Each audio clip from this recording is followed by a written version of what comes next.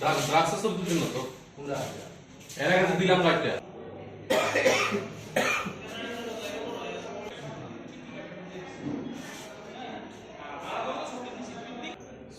ছয়টা সাতটা জায়গা থেকে না 7টা জায়গা থেকে ঠিক আছে।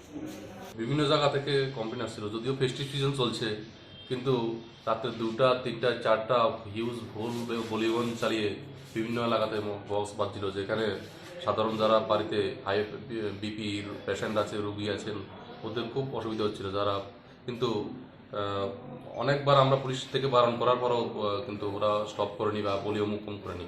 এইসব জায়গা থেকে আমরা টোটাল 5টা জায়গা থেকে টোটাল বক্স সিজ করেছি আমরা, হাই ভলিউমস বক্স সিজ করেছি 6টা, 11টা অ্যাম্পলিফায়ার সিজ করেছি, 3টা সাউন্ড মিক্সচার সিজ করেছি, যেগুলির বর্তমান বাজার মূল্য আনুমানিক 6 লক্ষ টাকা হতে পারে।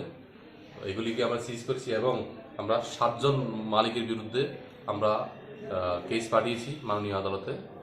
আর এই আমাদের এমন ধরনের অভিযান আরও আগামী দিনেও জারি থাকবে। হাইকোর্টের তো একটা অর্ডার রয়েছে মানে উচ্চ শহরে যদি না বাজান, তারপরেও এই ধরনের মানে বাজানো হচ্ছে, আপনারা নিজ উদ্যোগ কোনো ব্যবস্থা নিচ্ছেন কি? আমরা নিচ্ছি। এখন যেটা ওই দিন যেটা ফেস্টিভ সিজন ছিল তো ওইখানে চলছে এবং আমরা অলরেডি পাবলিককে অ্যাওয়ার করেছি। এবারে আমরা অনেক ব্যাপার পাবলিকদেরকে নিয়ে মিটিং করেছি, কিংবা যারা মেশিন যারা ডিল করে ভাড়া দেয় ওদেরকে নিয়ে আমরা অনেকবার মিটিং করেছি।